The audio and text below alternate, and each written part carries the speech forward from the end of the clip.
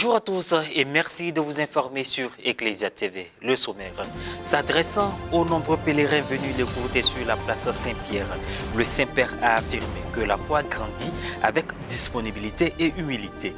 Le Christ, poursuit-il lors de l'Angélus le 30 janvier, est ainsi trouvé par ceux qui acceptent ses méthodes et ses défis. Sans plainte, sans soupçon, sans critique et sans grimace. Vous suivrez un extrait dans un instant.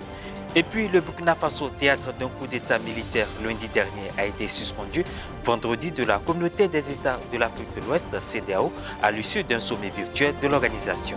La CEDEAO a annoncé l'envoi court sur court de 2 missions en vue d'évaluer la situation du pays. Les chefs d'État de l'instance sous-régionale se retrouveront le 3 février 2022 à Accra, au Ghana.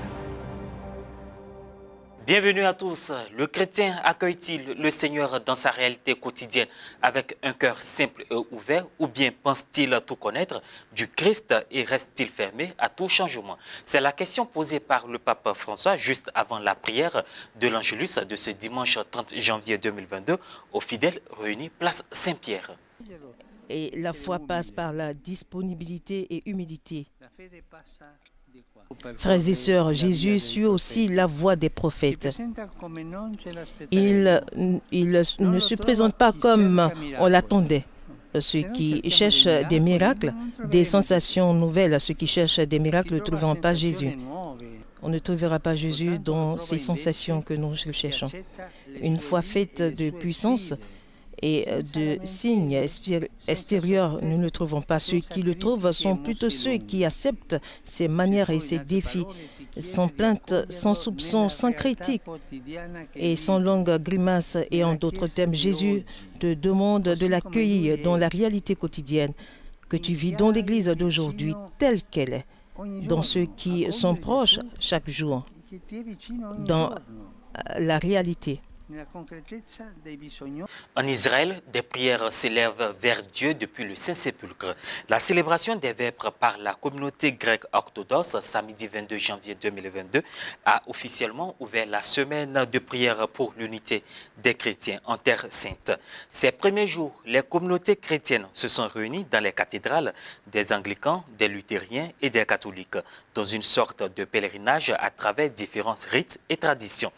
Un événement très attendu après l'annulation de l'année dernière en raison de la pandémie.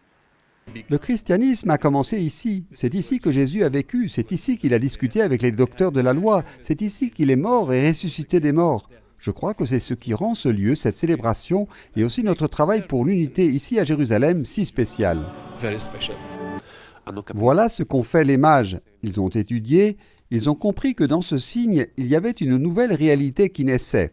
Et quand ils ont compris cela, le troisième verbe vient, aller vers cette réalité qu'ils voyaient. Et ils l'ont suivi jusqu'à la grotte, puis ils ont changé d'itinéraire, et après cette semaine, nous devrions nous aussi changer d'itinéraire, changer notre façon de nous voir et de nous rencontrer. Appel à l'unité et à l'ouverture à l'autre, deux faces d'une même pièce qui, ici à Jérusalem, deviennent le quotidien. C'est pourquoi nous prions en tant que dirigeants des églises. Nos laïcs le vivent tous les jours, quotidiennement, dans des mariages mixtes. Même dans ma famille, ma sœur est mariée à un orthodoxe, et nous nous respectons mutuellement, car ce qui nous unit, c'est le Christ. Mais il faut toujours savoir vivre ce dépouillement et cette humilité de ne pas dire que moi j'ai raison et que toi tu as tort. Nous avons tous deux des choses à apprendre l'un de l'autre. Ce n'est qu'en cultivant cette attitude que les chrétiens pourront avoir un avenir en Terre Sainte et dans le monde. J'ai vu nos communautés grandir et se rapprocher de plus en plus les unes des autres. Nos fidèles comprennent l'urgence et la nécessité d'être de plus en plus unis, parce que c'est notre avenir. C'est la façon dont nous pouvons être fermes et témoigner du Christ de manière efficace. Justement, je dirais, parce que nous vivons son commandement d'être un. Société à présent, une délégation de la CEDEAO est arrivée à Ouagadougou samedi 29 janvier 2022, au lendemain de la suspension du Burkina Faso de ses instances. Il s'agit d'officiers de 3 pays de l'organisation venus évaluer la situation sur le terrain après la prise du pouvoir par la junte. Les détails avec Morel Poti. Une délégation de la CEDEAO est arrivée à Ouagadougou samedi, au lendemain de la suspension du Burkina Faso de ses instances. Il s'agit d'officiers de 3 pays de l'organisation venus évaluer la situation sur le terrain après la prise du pouvoir par la junte. Alors que le mouvement patriotique pour la sauvegarde et la restauration au pouvoir dans le pays a réaffirmé son engagement vis-à-vis des organisations sous-régionales et internationales dans un communiqué publié samedi. On s'achemine vers un balai diplomatique de la CEDEAO au Burkina Faso. Une mission ministérielle est attendue dans le pays lundi avant une nouvelle réunion des chefs d'État prévue le jeudi qui décidera de l'adoption ou non de nouvelles sanctions contre la junte. Mais à Ouagadougou, l'organisation n'a pas bonne presse. La jurisprudence malienne est passée par là. Il est reproché à l'organisation, entre autres, son inertie face aux terroristes qui écument plusieurs pays du bloc. Les violences perpétrées par des djihadistes affiliés au groupe État islamique au Burkina Faso ont déjà fait plus de 2000 morts et contraint au moins 1,5 million de personnes à fuir les habitations. Attachée aux principes démocratiques, l'organisation exige la libération de l'ex-président Roch-Marc Christian Kaboré, placé en résidence surveillée. Et certainement aussi des gages pour retour des civils au pouvoir.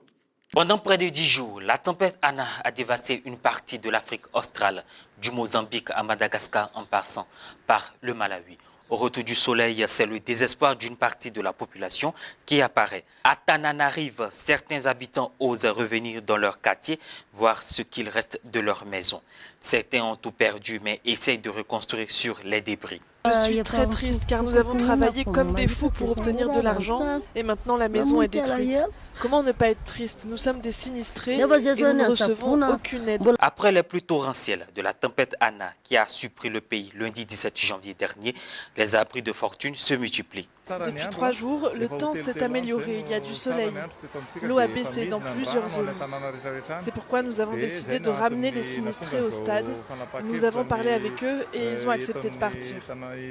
Dans 38 localités de la Grande Île, les écoles se sont transformées en centres d'hébergement. À la capitale, Antananarivo, le stade Barrea a été réquisitionné pour accueillir 20 000 sinistrés. À Madagascar, le bilan est lourd. 48 personnes ont trouvé la mort et au moins 72 000 ont perdu leur maison. Mais la tempête Anna a aussi éclaté dans d'autres pays de la région. Le Malawi et le Mozambique, par exemple, ont été fortement touchés. À peine sortis de cette catastrophe naturelle, l'Afrique australe est déjà menacée par une nouvelle tempête tropicale nommée Batisré, qui devrait atteindre l'île Maurice mercredi 2 février. Parlons sport dans cette édition. Les premiers quarts de finale de la Coupe d'Afrique des Nations se sont déroulés samedi 29 janvier 2022. Le Cameroun a affronté la Gambie, tandis que le Burkina Faso était opposé à la Tunisie. Un récit de Morel Poti. Les premiers quarts de finale de la Coupe d'Afrique ont opposé le Cameroun, pays hôte, à la Gambie. Et la deuxième rencontre opposait le Burkina Faso et la Tunisie. En effet, le Cameroun accède au demi après une première période stérile. Les Lions indomptables ont ouvert la marque à la 50e minute de jeu sur une réalisation de Karl Toko Ekambi.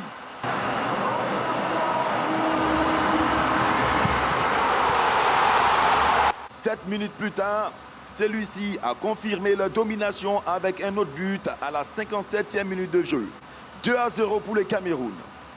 Déjà auteur d'un doublé face à l'Éthiopie lors de la phase de poule, Toko Ekambi a ouvert les portes des demi-finales au Lion. Son équipe défiera le vainqueur de la rencontre entre l'Égypte et le Maroc qui se dispute ce dimanche 30 janvier 2022. Le Burkina Faso, quant à lui, a défait la Tunisie et s'ouvre les portes des demi-finales. Les joueurs burkinabés ont donné le maximum sur le terrain et validé le ticket grâce à Tango Ouattara. Nicely taken by Jabril. Oh, beautifully done. Could this be an opportunity? Right at the end of the first half. He's taken it brilliantly. Les Tunisiens ont enchaîné les occasions, mais n'ont pas réussi à trouver la faille dans la défense adverse. Menant 1-0, les Burkinabés ont su garder leur avantage jusqu'au bout. Ils affronteront le vainqueur du match entre le Sénégal et la Guinée équatoriale. Et voilà, c'est la fin de cette édition. Merci de nous avoir suivis. Merci de rester en notre compagnie.